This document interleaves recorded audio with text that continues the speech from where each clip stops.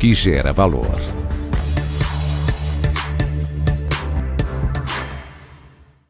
Olá pessoal, estamos no ar com você com o Dinheiro de Hoje, o seu programa sobre investimentos nessa parceria entre a Com Dinheiro e a BMC News, que traz aqui para vocês as pessoas que fazem o mercado financeiro brasileiro acontecer para responder aquelas tradicionais perguntas difíceis, para ajudar você, investidor profissional de mercado, a sair daqui cada dia um pouco melhor, sempre discutindo aí os temas de relevância para o mercado de capitais brasileiros e o que permeia esses temas, quem de fato está fazendo esse mercado acontecer. E para a discussão de hoje, para o bate-papo de hoje, nós temos aqui a participação do Daniel Hanum, aqui, vice-presidente da Câmara de Comércio Árabe Brasileira, para discutir um pouco de relações internacionais, discutir um pouco sobre investimento estrangeiro no Brasil. Daniel, um prazer recebê-lo aqui. Felipe, muito obrigado, o prazer é meu, obrigado pelo convite. Eu queria começar, dado que a gente tem esse tema que é bastante interessante e um lugar específico de discussão, conta pra gente o que é a atividade da Câmara aqui hoje no Brasil.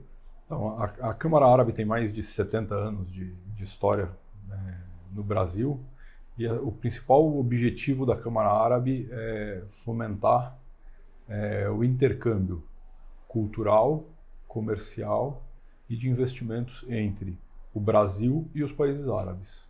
O bloco dos 22 países árabes que compõem a Liga dos Países Árabes. Mas são 22 países, é de fato uma liga, não é uma interlocução com um país específico, vocês trazem discussões em conjunto para a região. A gente traz discussões em conjunto para a região e a gente tem uma interlocução individual com cada um dos países. Então, tem a Liga dos Países Árabes, que formaliza os 22 países árabes. Individualmente, a gente tem ações com cada um dos países para fomentar e identificar potenciais trocas entre os países. Maravilha! A gente tem aqui com foco do canal, naturalmente, que a gente discute aqui no programa, a gente tem um olhar muito próximo a investimentos. E eu queria trazer para você que está olhando essa ponte uma pergunta em particular. O que eles olham, o que outros países olham aí, trazendo essa proximidade, essa interlocução, na hora de pensar em investimento aqui no Brasil? Então, os países árabes, eles têm uma preocupação muito grande com a sua segurança alimentar, eles têm uma escassez de alimento vis-à-vis o tamanho da sua população. A hora que a gente olha os 22 países árabes, a gente tem mais de 450 milhões de habitantes. Alguns deles têm solos que não são tão privilegiados quanto o nosso, áreas desérticas. Então eles têm uma preocupação, eles importam algo acima de 80% do alimento consumido. Então eles têm uma preocupação muito grande com isso, é muito natural essa preocupação deles. Então assim, quando você olha essa relação, você olha do olhar deles, eles têm essa preocupação inerente deles. Por outro lado, muitos países árabes, eles estão olhando como diversificar a composição da sua economia, porque eles são muito dependentes de produtos de origem do petróleo, fertilizantes. Então eles querem diversificar um pouco a sua economia e tornar-se menos dependente do petróleo, principalmente, que é um ativo que tem uma oscilação grande também, né? Então, cada vez que o preço do barril do petróleo sobe ou desce, isso impacta diretamente neles. Então, você vê Emirados, Arábia Saudita, Catar, muitos países do Golfo buscando alternativas para depender menos do petróleo no futuro. Aqui no Brasil, a gente tem uma produção agrícola bastante interessante. Em termos de transações comerciais, hoje a gente já aproveita bastante dessa ponte entre Brasil e Liga Árabe, ou a gente tem um caminho a percorrer ainda? Assim, hoje, se a gente olhar o combinado dos 22 países árabes, ele é o terceiro maior parceiro comercial do Brasil, atrás só de Estados Unidos e China, na hora que a gente combina todos os países árabes. E 70% da nossa exportação é oriundo de agronegócio. A gente tem potencial de melhoria nessa relação? Tem, porque a gente exporta muito pouca coisa processada. Então, a gente tem valor agregado a incluir, inclusive, nessa exportação. Então, se a gente olhar a matriz nossa de exportação para os países árabes, ela é basicamente açúcar, carne de frango. Então, a gente tem uma concentração muito grande em alguns produtos também. Mas a gente já é um dos principais fornecedores de alimentos para eles. Então, quando a gente olha movimentos de investimento, naturalmente os países têm investido na diversificação econômica, mas buscam essas referências também em outros países. E um tema que aqui para o Brasil é muito interessante é enxergar o país como um possível canal de investimentos via mercado de capitais. A gente tem um mercado de capitais aqui no Brasil muito em si mesmado, em que a gente tem um investimento local desbalanceado, a gente investe muito em Brasil e acaba representando não muito mais do que 2% de investimentos globais. Esses países têm olhado o Brasil como um possível caminho direcional para investimentos? Tem. A gente tem recebido percebido muito interesse dos países, principalmente os países do Golfo, em investir no Brasil. Eles têm buscado alternativas, não só no agronegócio, mas eles buscam alternativas em energia renovável, logística que vai suprir uma deficiência nossa e o que acaba encarecendo o produto para chegar lá. Então, eles têm buscado outros segmentos, tecnologia, eles têm olhado para a gente com outros olhos. Hoje, eu acho que o principal parceiro nosso de investimentos é o Emirados Árabes, que já tem aqui a presença do Mubadala, já tem aqui a presença, o First Abu Dhabi Banking já está presente aqui. Então, a gente já tem algumas instituições muito consolidadas aqui, o próprio Porto de Santos, pela Deep World, eles já fazem investimentos aqui e eles buscam aprimorar esse investimento e ampliar o leque. Na parte da Arábia Saudita, por exemplo, eles são acionistas de empresas do agronegócio, de pecuária, agricultura, a própria Marfrig, eles têm investimento direto, então eles já fazem alguns investimentos, mas eles buscam melhoria nesses investimentos e em outros setores. Quando eles estão olhando esse movimento, né, a forma de enxergar as possibilidades alternativas de investimento aqui é parecida com a nossa, é diferente? Tem diferenças culturais que se refletem na escolha dos ativos também? Tem diferenças culturais, como a grande maioria da população dos países árabes é de origem muçulmana e eles têm o halal como uma linha de produção, não só de alimentos, mas de tudo que vem, tudo que eles consomem, que é um mercado excepcional, assim, de tamanho, de quantidade de população no mundo, que não são só os países árabes, né? Então eles buscam coisas bem específicas que eles querem e a gente já é um dos maiores fornecedores de alimentos halal do mundo. Então eles têm algumas características que eles buscam nesta linha e tem outras características que eles buscam que, assim, como eles têm uma riqueza muito grande, eles têm um capital muito, muito grande, eles têm muito claro também o que eles buscam.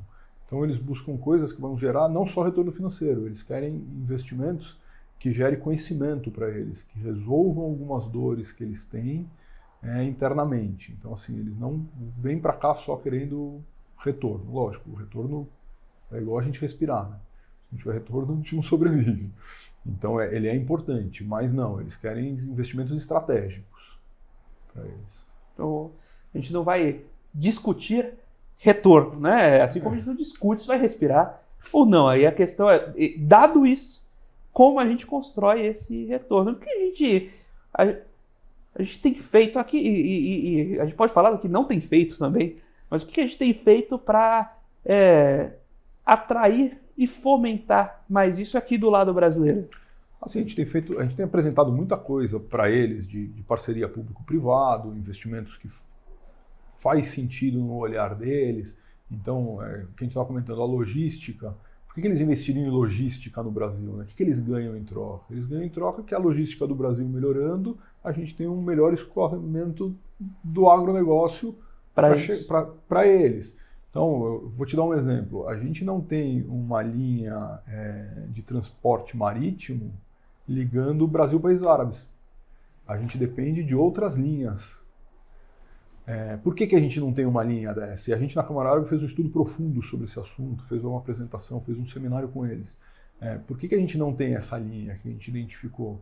Porque o que a gente importa e o que a gente exporta são navios muito diferentes. Então, o navio ele iria cheio e voltaria vazio. Ele viria cheio e voltaria vazio. Então, isso é um problema que a gente tem. Mas assim, eles têm todo o interesse em melhorar essa logística. Por quê? Porque um gargalo que o Brasil tem é logística. Sem dúvida. Né, para conversar com o resto do mundo. Então, isso facilitaria muito. Então, há um tempo atrás, a gente foi para lá, apresentou a ferrovia que ligava o Mato Grosso ao Pará, se eu não me engano. E assim, isso brilha os olhos deles. Por quê? Porque a gente vai ligar um dos celeiros do mundo num porto. Então, para eles faz sentido a gente melhorar isso tudo e tirar isso da rodovia. Né? Então, eu acho que esses investimentos estratégicos, eles gostam, eles procuram esse tipo de coisa. A gente tem uma série de, especialmente tem buscado desenvolver PPPs, né, parcerias público-privadas, para atacar a infraestrutura, porque, como você bem colocou, gargalo nosso importante, né? Mas a gente tem feito a parte, trouxemos aqui, abrimos a discussão. A gente consegue implementar? Como a gente tem poder de virada desse tipo de estratégia? Ou a gente falta ali um pouquinho? E outra coisa, a gente está comentando de parcerias público-privadas e obviamente está falando de infraestrutura e emergência. Mas a gente consegue abrir essas pontas também para negócios privados? Como é essa relação de agentes privados buscando esse investimento no exterior? A gente tem muito agente privado interessado nesse investimento exterior. Acho que o mundo, a hora que olha para o árabe, para o volume de dinheiro que eles têm para investir, atrai, né? Todo mundo gosta da ideia. A gente tem alguns gargalos aqui que passam por acordos, inclusive. Né? A gente precisa melhorar nossos acordos de investimento, de tributação, e a gente tem alguns pontos problemáticos porque a gente negocia via Mercosul e não necessariamente os interesses dos países que compõem o Mercosul são exatamente os interesses do Brasil. Então o Brasil tem uma dificuldade de fazer acordos bilaterais por conta do Mercosul. Então isso é uma demanda dos países árabes. Vamos fazer um acordo de tributação melhor, vamos fazer um acordo para melhorar o ambiente de investimentos. Então isso é uma lição de casa que a gente precisaria investir para ver o que faz sentido a gente fazer ou não, mas ir buscar esse tipo de melhoria para atendê-los. Né? E falando das empresas privadas, tem muita empresa privada interessada no investimento, na parceria, na troca. Então assim, você olha hoje a BRF, o mercado árabe é um mercado super importante para ela. Ela lá atrás investiu em ir, conhecer, se relacionar, firmar parcerias para exportar para os países árabes. Mas é um investimento que a empresa precisa fazer, ela precisa entender que ela não vai pegar o avião, vai lá uma vez e vai voltar com todos os pedidos, a pasta cheia de pedidos. Não, precisa ter uma relação. E o árabe, ele gosta de uma relação duradoura. Ele não quer fazer negócio uma vez na vida com você. Não, ele quer te ver lá, no primeiro ano, no segundo ano, no terceiro ano. Então, se a gente olhar, a gente vê já algumas instituições que estão marcando presença lá. Né? Então, o BTG Pactual montou um escritório lá, a Embraer tem escritório lá, a BRF já está lá há muito tempo, o JBS.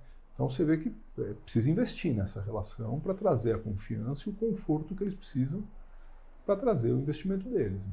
Você comentou sobre esse relacionamento de longo prazo.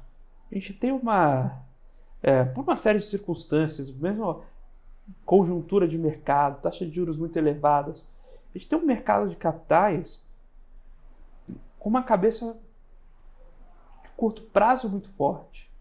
Desde porque a gente investe em DI, que essencialmente é caixa, e a gente passa a vida inteira rolando caixa, que é bem remunerado para isso. A taxa de juros ajuda a esse raciocínio, né? Até a dificuldade de fomentar mercado de private equity no Brasil é difícil. Porque para o brasileiro, um investimento de 7 anos fechado é uma eternidade. Né? Como essa visão de prazo de investimento e como essa diferença cultural reflete e no entendimento de prazo também. Eles têm mais uma cabeça de investimento de longo prazo também? Eles têm uma cabeça de investimento de muito longo prazo. Assim, eles têm um projeto de diversificação da sua economia que eles não querem atingir ela amanhã. Eles pensam muito no longo prazo. Então, teve uma ocasião que eu visitei um dos fundos soberanos, se eu não me engano, ou foi na Arábia Saudita ou foi no Kuwait, e que a indagação deles, quando apresentado um projeto, foi, tá bom, eu não quero retorno em 5 anos, eu quero que você vai me dar retorno daqui 20? Não que ele quisesse só daqui 20, mas ele não queria um retorno para 5 anos, para se desfazer desse investimento tem que procurar outro. Não, ele queria um investimento que trouxesse retorno para ele de longo prazo. Então eles têm uma cabeça de longo prazo e eles montam alguns planejamentos de longo prazo. Então você pode ver, o desenvolvimento a abertura que está sendo feita na Arábia Saudita, ele tem um plano para 2050. Os Emirados Árabes, quando montaram o plano, desenvolveram Dubai, abriram sua economia, eles miraram investimentos longos. Então assim, eles se planejam durante muito tempo e vão buscar esses objetivos. Então eles têm essa cabeça de longo prazo dentro dos investimentos deles. E o investimento de curto prazo é muito brasileiro, né? Como a gente falou, a taxa de juros é baixa, a gente é acostumado a ter muitos juros, então não tem por que correr o risco de esperar 7 anos. Né? Exatamente, é aquele negócio, né? Até para você se pré-fixar na empresa não dá, porque se a taxa de juros oscila para cima ou para baixo, isso quebra a empresa. Então é muito interessante como justamente esses traços culturais refletem em todo o modelo de pensar negócios, né? Até nossas reservas cambiais, aqui a gente não tem propriamente ali uma potência em termos de fundos soberanos, mas nossas reservas cambiais são do absoluto curto prazo, porque senão não é brasileiro, né? Não tem jeito, né? Todo mundo pensa Aqui no Brasil é cultural, né? É muito difícil. A gente teve acho que a gente teve uma experiência, né? Mudando um pouco da Câmara, mas teve uma experiência de conviver com juros baixos durante um período que muita gente mudou a forma de pensar, experimentou outros tipos de investimento. Só que aí depois o juros só volta a subir também. E todo mundo quer fazer o movimento inverso. Né? E aí todo mundo lembra por que pensava daquele jeito. Exatamente. É verdade. Então lá é diferente, né? Eles têm acesso a um capital com um custo muito mais barato, né? Então você começa a olhar muito mais longo prazo, você começa a buscar coisas que façam sentido lá na frente, né? Aqui não, né? Aqui você não tem certeza de renovação do seu investimento, né? Você sabe que ele vai ser bom, né? Em seu CDB, você vai renovar o CDB bom de novo. Então... Você já contrata o CDB com a liquidez é diária, mas o vencimento daqui a 10 anos. Para resolver o seu problema. O seu problema é só rolar o caixa, só rolar o caixa. Só que para quem você está emprestando dinheiro, quando você compra o CDB, você empresta dinheiro para alguém, né? Você gera uma incerteza enorme. Exato. Ele tem que te remunerar por 10 anos, mas a qualquer momento ele pode precisar te devolver o seu dinheiro, né? Exato. Imagina, a gente só fala lá do bom dos bancos, como a vida no banco é fácil. Imagina ele ter que ficar lidando com esse tipo de gestão de ativo e passivo, né? Agora... Vamos voltar ao assunto da Câmara. Lembrando aqui do assunto da Câmara, e como vocês conseguem, então, fomentar essas trocas? Vocês tocam isso, vocês montam eventos, vocês ligam o empresariado, como funcionam essas pontes que vocês constroem através da Câmara? Então, esse relacionamento com o mundo árabe, ele vem de muito tempo. E, como eu falei um pouquinho antes, assim, o árabe gosta de um relacionamento consistente. Ele gosta de um relacionamento presente, ele gosta do olho no olho. É uma cultura tradicional, né? Então, assim, a Câmara, com todo o tempo de história que ela existe, ela participa do mundo árabe há muito tempo. Então ela tem muito acesso. A gente tem hoje escritório em Dubai, tem escritório no Cairo, com representação local. Estamos abrindo escritório na Arábia Saudita, em Riad. Então, assim, a gente tem uma presença muito forte dentro dos países árabes e a gente consegue gerar esse valor, tanto para os empresários daqui quanto para os empresários de lá, conectando as pessoas. E a gente faz isso através de participação em eventos, feiras, fórum. A gente tem o Fórum Brasil Países Árabes, que acontece a cada 2 anos. A gente participa das principais feiras de cosmético, de construção civil nos países árabes. A gente cria missões específicas de acordo com a necessidade, tanto do Brasil quanto dos países árabes, para levar empresários para lá, para conhecerem os empresários de lá, para trocarem ideia, fazer a ponte dos negócios. A gente tem uma área de inteligência de mercado dentro da Câmara, que ela se aprofunda muito no que, quais são as necessidades do país, quais são as carências que aquele país tem. Tá bom, as carências que aquele país tem, a gente consegue suprir a necessidade deles? Ou não, a gente não consegue suprir? Não, a gente consegue suprir. Então, pô, legal, vamos fazer um evento, vamos levar os nossos empresários daqui para lá e a gente faz uma preparação desse empresário. Porque não adianta ele jogar no Google Tradutor e traduzir a embalagem para o árabe, que não dá certo. Então a gente orienta, a gente faz um trabalho consultivo com essas empresas para prepará-los para que eles cheguem lá e culturalmente eles não causem nenhum motivo de embaraço, né, que pode acontecer, as culturas são muito diferentes. Então você tem que estar preparado para entender como o árabe se relaciona, como que ele conversa, o que para ele não é legal. Para quê? Para você não chegar lá e ter uma abordagem que eventualmente aqui é super natural, mas lá funciona é enxergado de uma forma completamente diferente. Então tem todo esse trabalho a gente identifica quem seriam as empresas, convida as empresas a participarem, ajuda as empresas a se orientarem. Para quê? Para que elas cheguem lá e a gente lá, nos 2 escritórios existentes e no escritório que a gente vai abrir agora em Riad, fazer a base lá. Para quê? Para quando esse empresário voltar para lá, porque ele vai a primeira vez com a gente, depois ele pega uma vida normal, né? Ele vai seguir a vida dele. Ele tem uma base, ele tem alguém que ajuda ele lá, ele tem alguém que monta uma agenda para ele. Então a gente faz muito isso, via parceria via Apex do Brasil. Então a gente trabalha muito em conjunto com os ministérios, então a gente sempre levou os ministros de agricultura para lá.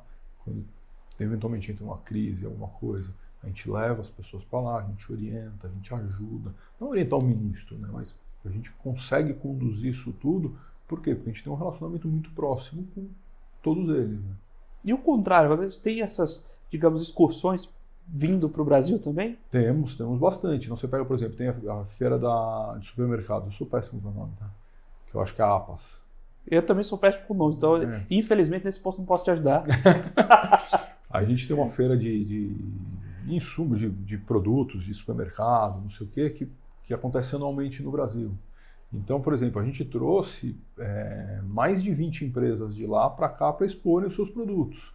Então a gente faz muito esse trabalho inverso também. Traz as empresas que tem lá, produtos que interessam ao brasileiro e tenta fazer a ponte, faz a ponte, marca reuniões, marca eventos coletivos, marca one-on-one entre as empresas. Para quê? Para que elas se conheçam, elas afunilem, porque assim, o nosso negócio é fomentar as relações entre Brasil e países árabes.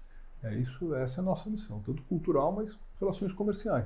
Então a gente traz também, a gente organiza, a gente traz redes de supermercado de lá para conhecer as empresas daqui. A gente faz isso o ano inteiro e, sim, cobrindo basicamente os 22 países árabes nesse fluxo. E traz esses representantes de políticas públicas também, porque a gente posso estar caindo num preconceito ao brasileiro mesmo, mas a gente tem a sensação que a gente tem muito a fazer políticas públicas, então a gente tem que ir ao mundo buscar esses recursos, mas que tem pouco de aprendizado do mundo a olhar aqui para a gente. A gente recebe representantes, digamos, assim como ministérios e buscando olhar aqui para o Brasil e ver como está sendo feita essa estrutura de políticas públicas no Brasil também? Tem bastante. Eles têm muito interesse em entender. Assim, a gente tem muitas qualidades, né?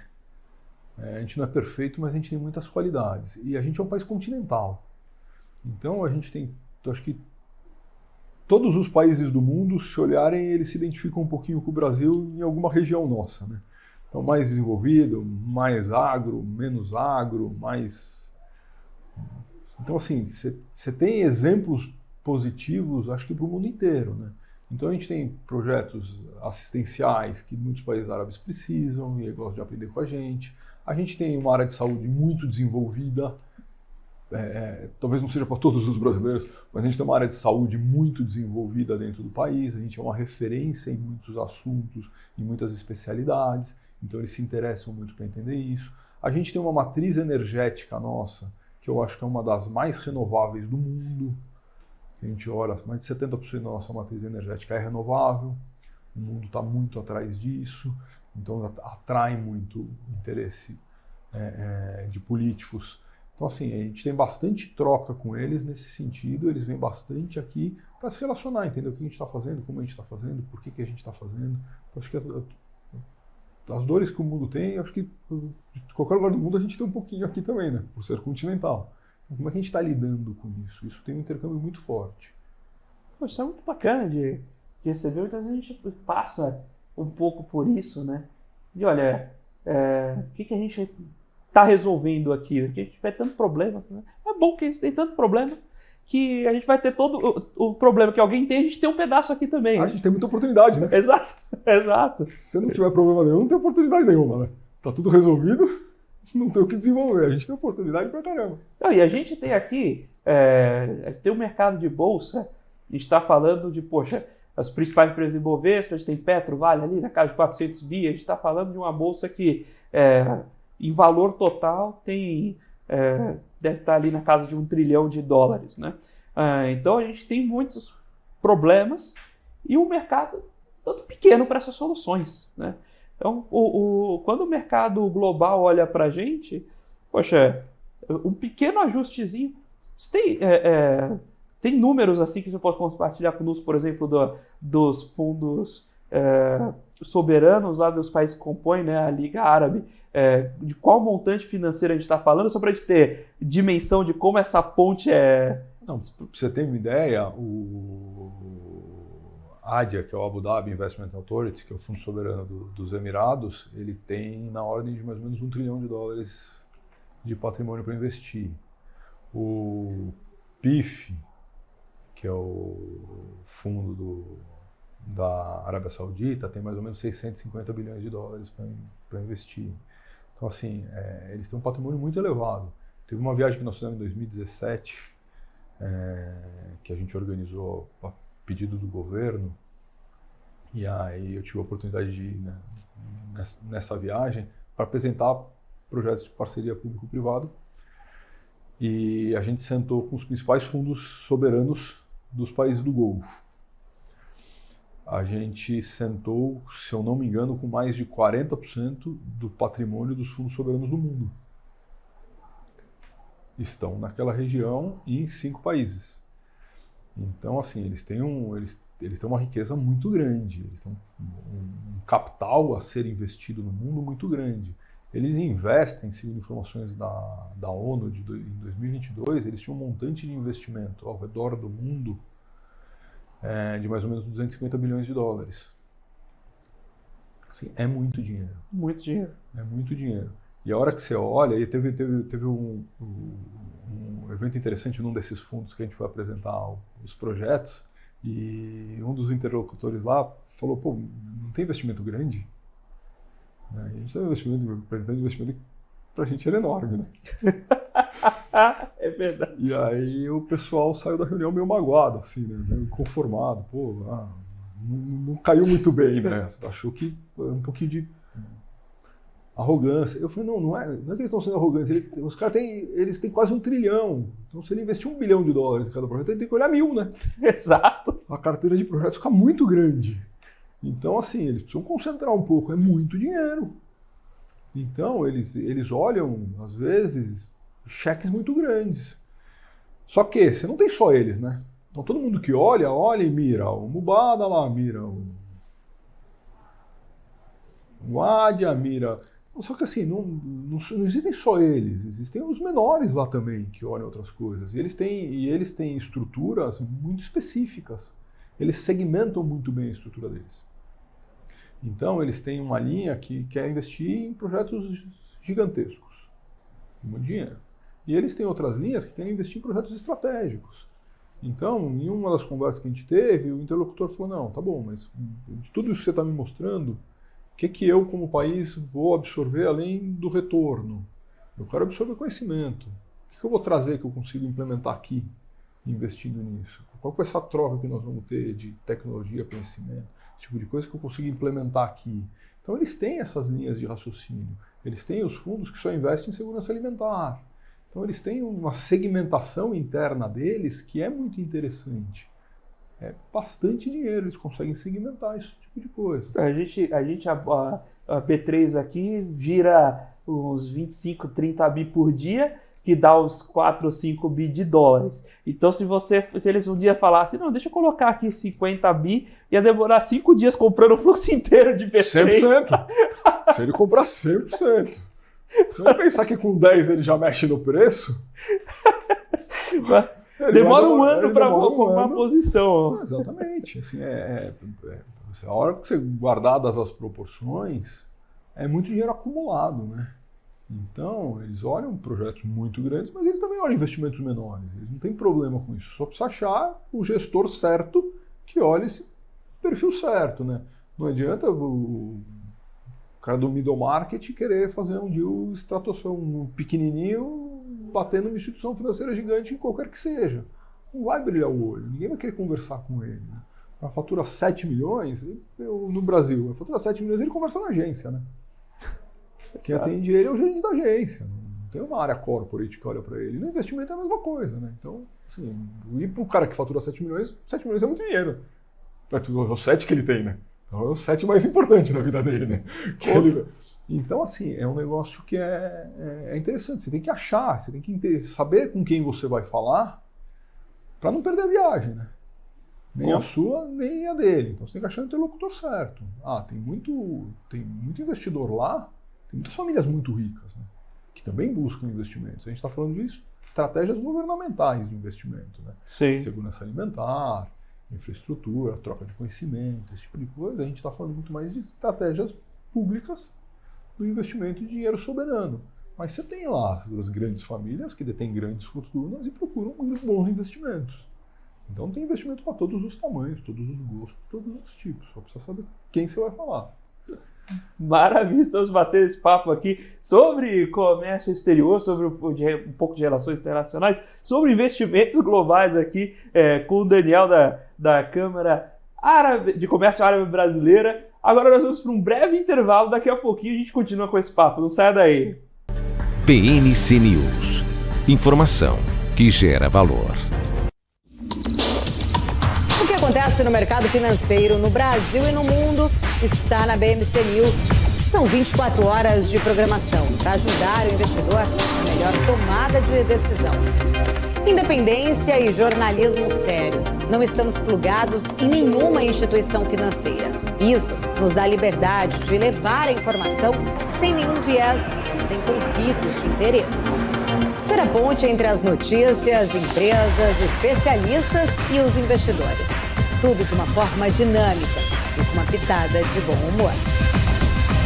Informação que gera valor, você sempre vai encontrar na BMC News.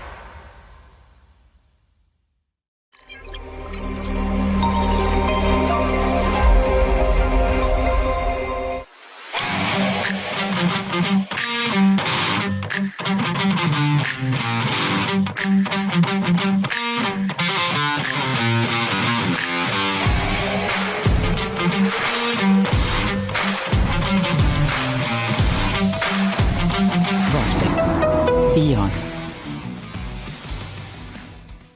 As empresas que fazem parte do seu dia a dia estão em uma das maiores bolsas do mundo, a Nasdaq. E a boa notícia é que você pode investir nessas empresas diretamente pela Avenue, sua corretora nos Estados Unidos. Com os dados das ações dos Estados Unidos fornecidos pela Nasdaq em tempo real, o cliente Avenue pode acessar diretamente as maiores bolsas do mercado americano. Entre neste mercado de tecnologia e inovação. Acesse avenue.com.br/Nasdaq e seja bem-vindo ao mercado global. PNC News. Informação que gera valor.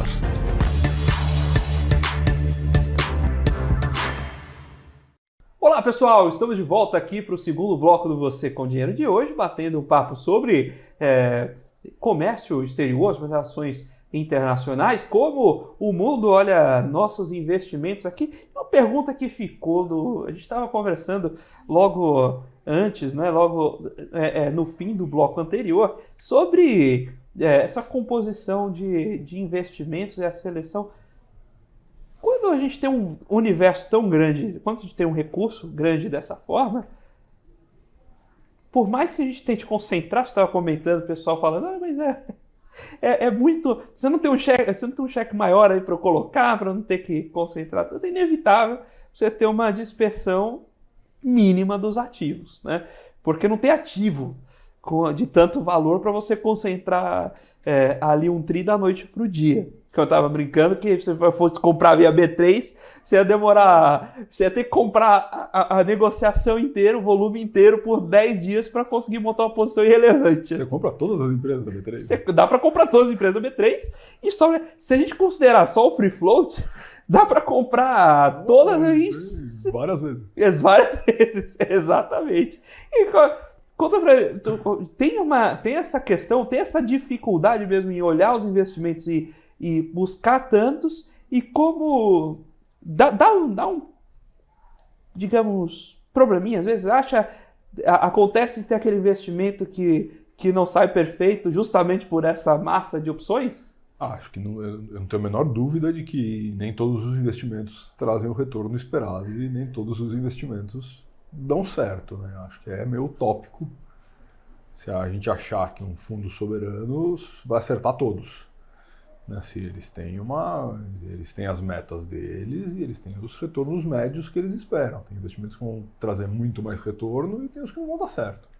Eu acho que isso é natural de qualquer investidor, de qualquer estratégia de investimento. O que você precisa ter é uma boa gestão de risco para que você não tenha uma concentração excessiva e a hora que esse investimento não der certo, ele venha te prejudicar seu resultado.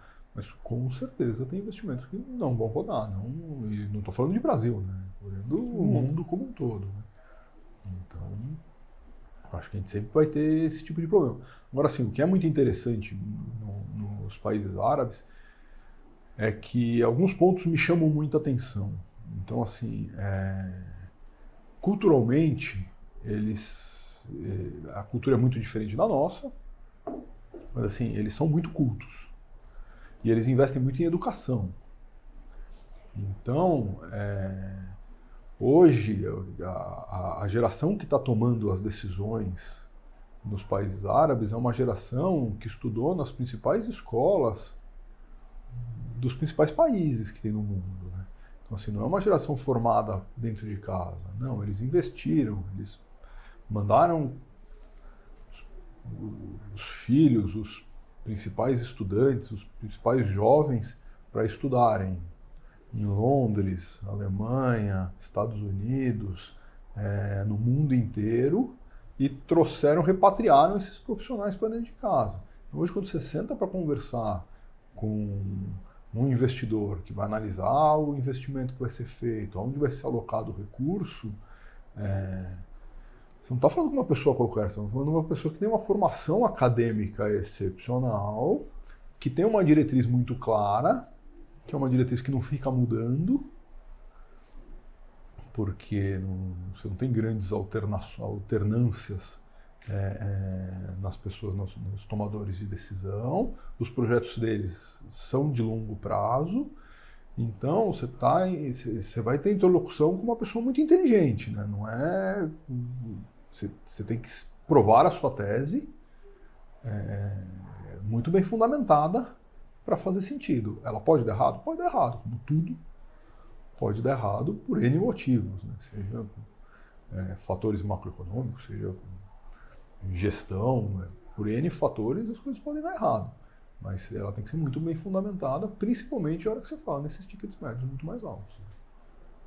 Acho que você acabou estando ali na Câmara com esse background financeiro, né? E essa interlocução em investimentos, que é o seu background extra-Câmara.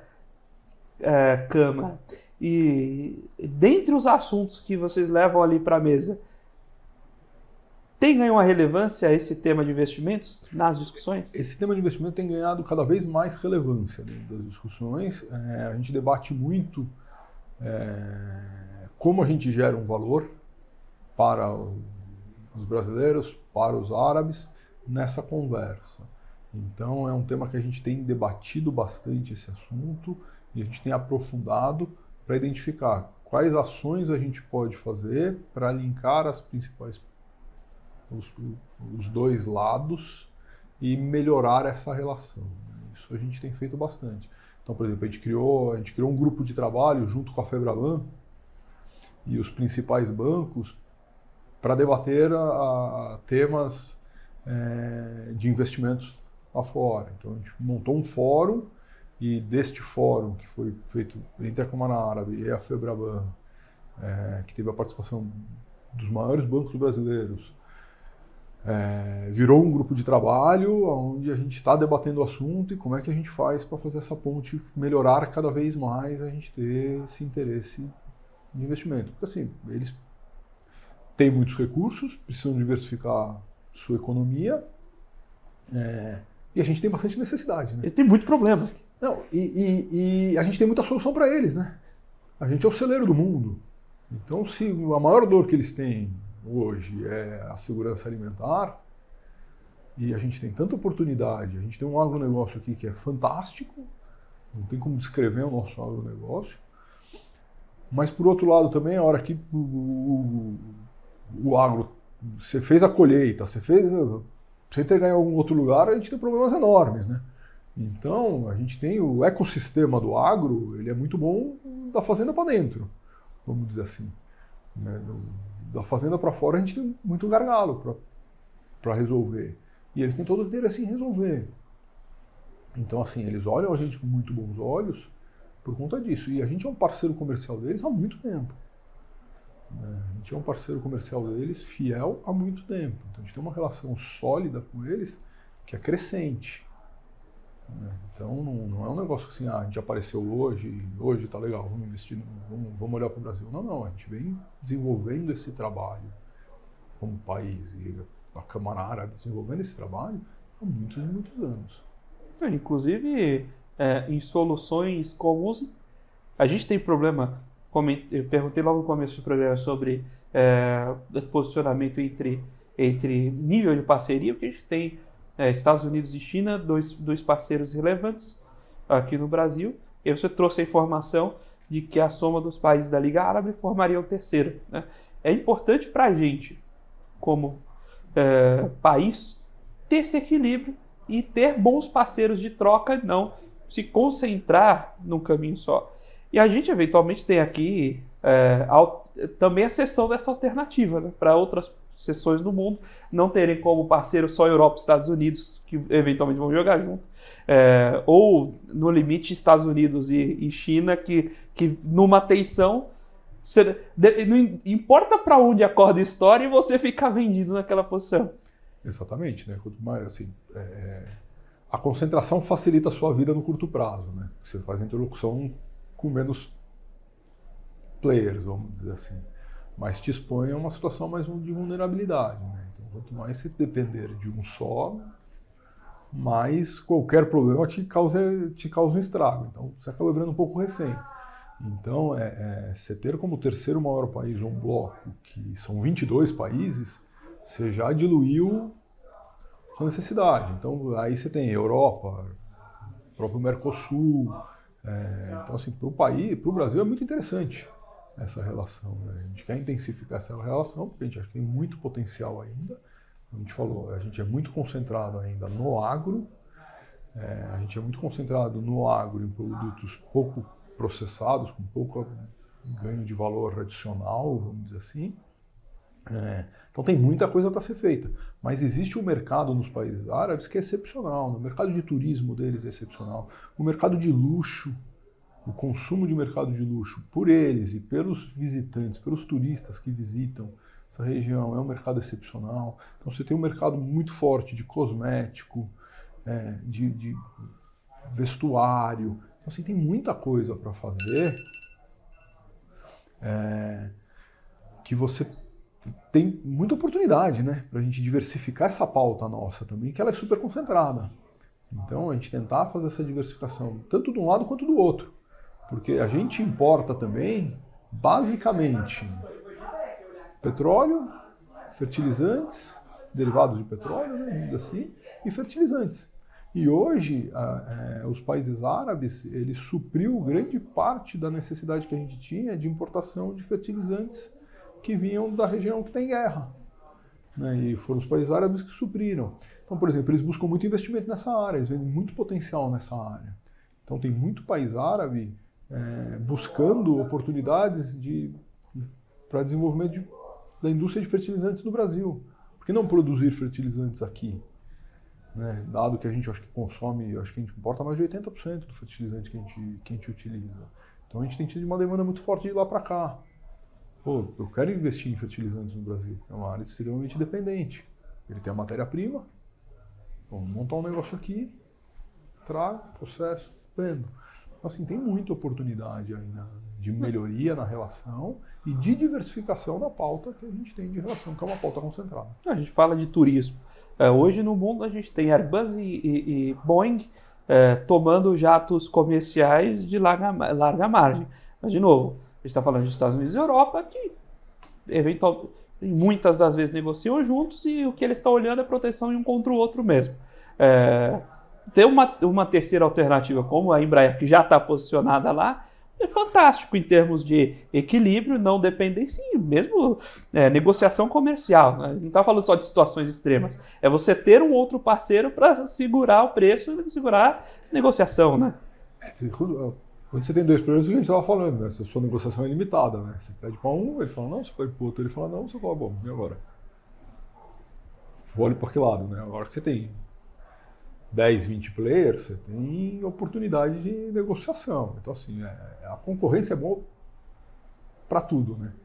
Todos os mercados evoluem com concorrência, né? Então, você ter concorrência de parceiros é importante também, né? Você ter gente querendo o seu produto, quanto mais gente você tiver relevante querendo interagir com você, melhor para você. Você se desenvolve mais. Quanto mais concorrência existe no mundo, mais as empresas evoluem.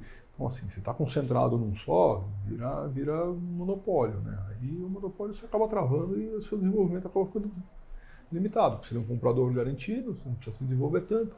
Então, assim, eu acho que tem muita oportunidade aí nessa relação, tem muito que ser investido, mas, assim, a relação com eles é uma relação que, assim, não é de curto prazo. Você investir na relação com eles, eles precisam ter confiança de que, pô, você vai estar lá sempre, você não vai vender só uma hora, que você vai voltar, que você vai suprir, que tem um pós-venda, que tem... Então, assim, é uma relação duradoura. Depois que você conquistou essa confiança, assim, não tem por que não dar certo. E se a gente olhar as principais empresas brasileiras que investiram nisso, são as maiores empresas hoje, que não eram tão grandes assim, e que hoje são as maiores empresas, que tem sede lá, que tem estrutura lá, que você tem todo já um ecossistema montado, além de que os países árabes hoje, com a quantidade que eles têm de zonas francas lá dentro, eles viram pontos muito interessantes de hubs para as empresas brasileiras chegarem do outro lado da Ásia, né? Que está muito distante da gente. Então, ele faz um meio de um caminho, um centro de distribuição. Por que Dubai se desenvolveu tanto? Né? Foi uma visão, eles foram meio que visionários, né? Então, peraí, para eu linkar a América e o outro lado do mundo, por que o cara não para aqui? Né? Eles não fizeram só esculturismo, né? Hoje, eu acho que se você quiser ir para a China, 90% das vezes que você for, você vai que cair em algum lugar ali, né? Ou você vai parar lá, ou você vai parar no Catar, né, vamos dizer. Mas o que eles começaram a fazer? Eles começaram a desenvolver hubs ali dentro. Então eles importam muita coisa, internalizam e distribuem para o mundo de uma forma muito mais fácil. Assim, tem muito potencial para as empresas, inclusive nesse aspecto, né? Geograficamente e, por que não, culturalmente, porque, por exemplo, a gente tem interlocuções com empresas chinesas aqui no Brasil, com toda a Ásia, mas existem algumas barreiras culturais que são mais difíceis de transpor, porque se você se posiciona como um hub, uma boa interlocução para ser um ponto ali de diálogo, você abre uma série de outras vertentes. A gente tem dificuldades até em termos de distância, mas também em termos culturais, para acessar mercados no leste europeu, por exemplo. Ter ali boas parcerias ajuda muito a desenvolver muitas frentes. E como a gente tem no segundo bloco entre alguns temas mais soft e cultural, o pessoal gosta de futebol, o que a gente consegue levar de conversa, como é a interlocução, o dia a dia ali, para fazer essas pontes culturais entre esses países? A gente faz bastante isso, né? A gente faz bem essa ponte cultural com eles também. Então, por exemplo, tem um evento que acontece, eu não lembro se ele é anual, a cada 2 anos, que a gente faz um evento brasileiro dentro dos principais shoppings em Abu Dhabi. Então a gente leva empresas brasileiras com seus produtos, expõe dentro do shopping, e aí a gente leva shows, leva música, a gente leva personagens. Então a gente já levou todo o estúdio do Maurício de Souza, com os bonequinhos lá para conhecerem. A gente já levou a escola de samba para eles conhecerem. Logo que você precisa ajustar a passista da escola de samba por conta da cultura, né? Então os trajes, a vestimenta, você não pode chegar lá, como é o nosso carnaval aqui, e achar que vai dar certo. Então você tem que fazer uso as devidas adaptações. Mas a gente faz isso tudo, por quê? Porque tem uma interlocução cultural muito forte, né? A gente tem aqui no Brasil, tem mais libanês no Brasil do que no Líbano, né? Então a gente tem uma descendência, a gente tem uma influência árabe na nossa cultura que é bem forte. Mas a gente faz essa interlocução de artistas, a gente tem uma interlocução que a gente faz o intercâmbio, tem algumas parcerias, médicos para fazer intercâmbio. Então a gente fomenta muito isso dentro da Câmara Árabe. Para quê? Para que se tenha esse conhecimento, tenha essa troca entre as culturas, entre as coisas. Por exemplo, um dos esportes mais admirados por eles lá nos Emirados é o jiu-jitsu. Se eu não me engano, se eu não estiver falando bobagem, é meio que disciplina de escola. E foi levado por brasileiros para lá. Então, assim, tem uma influência e acho que a gente agrega bastante valor. Eu acho que a gente olha para o Brasil, a gente tem hábito de olhar para o Brasil e ver um monte de defeitozinho que a gente tem, né? Mas a gente tem muita coisa que o mundo inteiro gosta da gente, né? Então agora, a gente jogador de futebol, eles voltaram a investir em futebol, eles querem ser protagonista nessa história, então estão investindo, estão querendo levar o Neymar agora, levaram o Roger Guedes, levaram o Gabriel Pereira, estão tentando levar jogadores de expressão, levaram o Cristiano Ronaldo, levaram alguns outros atletas, têm investido muito nisso, porque isso traz visibilidade para eles, né? Então, isso traz mídia, isso mostra o local, isso é uma forma deles se venderem para o mundo, dessa forma via esporte. Mas assim, eles adoram o futebol, eles adoram conversar com o brasileiro, eles gostam, a gente é muito bem recebido lá. De uma forma geral, o povo brasileiro e o árabe se dá muito bem. O brasileiro se dá bem com todo mundo, né? Então, o povo brasileiro é fácil de se olhar e ser querido, né? Vamos dizer, a gente é um povo muito receptivo, né? A gente não tem problema tantos problemas que existem no mundo, a gente não tem, né? Então, eles gostam muito da nossa cultura e a gente faz muito isso na Câmara Árabe. Inclusive, a gente tem uma emissora, não é a nossa, então não vou fazer toda a propaganda, mas tem uma emissora que está comprando os direitos da Liga Regional justamente para transmitir aqui no Brasil, que é uma boa interlocução. Agora a gente tem que levar via BMC a Liga Brasileira, o Brasileirão, para ser transmitido lá também. Né? Eu acho que é uma boa. Vamos abrir essas pontes aí, né? Eu acho que é uma boa. Eles gostam muito de futebol. Eles gostam bastante de futebol. Eu estava no Catar e estava jantando uma noite no mercado que eles têm lá. E estava sentado no restaurante na calçada jantando. E de repente veio uma multidão, gente cantando, batendo, sorrindo, se divertindo, não sei o que, aquela felicidade toda. Eu perguntei o que tinha acontecido. Né? E aí o rapaz que eu perguntei lá falou para mim que a Tunísia tinha se classificado para a Copa do Mundo. Tinha sido o jogo das eliminatórias que tinha saído a classificação. E aí teve um buzinaço, parecia a festa que a gente tinha aqui no Brasil. Né? Um buzinaço, os caras em cima do teto do carro, bandeira para tudo quanto era lado. Eles gostam muito disso. Eles são assim, é um povo muito alegre, é um povo muito divertido, é um povo muito receptivo. Então tem muita coisa a ver com a gente. Mas a gente bate oportunidade de ponte aí, né? Tem muita coisa para fazer junto. Vamos levar até o BMC, vou falar com o Luiz, lá com a Paula, pra gente organizar uma comitiva e levar ao Campeonato Brasileiro. Isso, e aí eu quero ver o Felipe narrando o jogo. Boa, bem bolado. Narrando, mas dá pra entrar de comentarista ali, né? Só cornetando. Né? A parte boa, né? A melhor parte do campo é você comentar. Igual no churrasco, a melhor posição no churrasco é quem fica do lado de quem corta a carne. Né? Isso, não é o churrasqueiro. Ele só come e fala, não, corta mais assim, corta mais assado. Exato. Não, mais mal passado, mais bem passado. Exato. É a mesma coisa. Comentador de jogo de futebol, comentarista de jogo de futebol, melhor posição do jogo, você só corneta.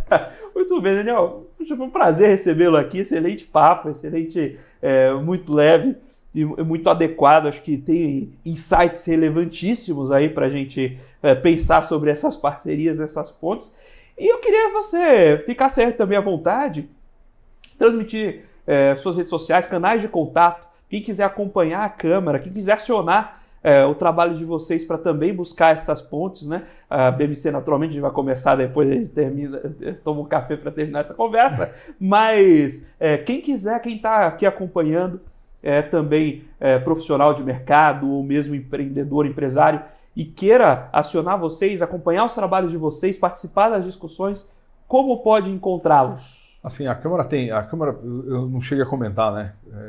Tanto assunto para a gente falar aqui, passou tão rápido o tempo. A Câmara Árabe tem uma agência de notícias, que é a AMBA, Agência de Notícias Brasil Árabe. Agência de notícias em português, inglês e árabe, trilingue. Então, é só acessar o site da AMBA. Tem o site da Câmara Árabe, tem todas as redes sociais, LinkedIn, Instagram. Então, assim, ela é muito ativa nas redes sociais. Então, pelas redes sociais, você consegue acompanhar os eventos, o que a gente está fazendo, as reportagens, dá para acompanhar bem a gente. E quem tiver interesse em conversar com a Câmara Árabe, conhecer um pouco mais do nosso trabalho, é só entrar em contato com a gente. Eu não sei o telefone de cor, é só entrar em contato com a gente, até porque eu vou falar, ninguém vai lembrar. É só entrar em contato com a gente, que a gente tem um time de comercial, tem uma inteligência de mercado, a gente tem uma estrutura muito, muito, muito legal para atender todos os interessados. E assim, eu posso falar com propriedade. A gente está há muito tempo fazendo isso e a gente conhece muito bem os países árabes. Maravilha, Daniel. Mais uma vez, não tem como agradecer aqui sua participação. Eu sei que o tempo é caro, é custoso, mas muito obrigado por vir compartilhar um pouquinho da história de vocês e compartilhar um pouco desse conhecimento com a nossa audiência também. Eu que agradeço, foi um prazer estar aqui, foi demais. Muito obrigado.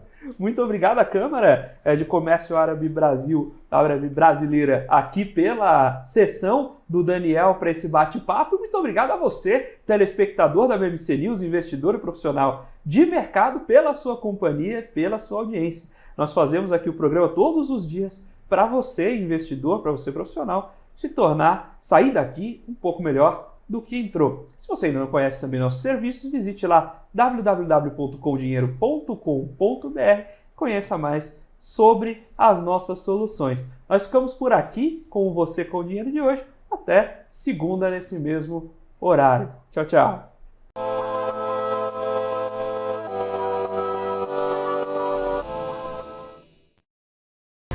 PNC News. Informação que gera valor. Quem só vê o BTG como um banco de investimentos, não vê todos os benefícios que ele pode oferecer. Aqui você tem a liberdade de ligar a qualquer hora. E tem a confiança de contar com o time BTG. É você no controle da sua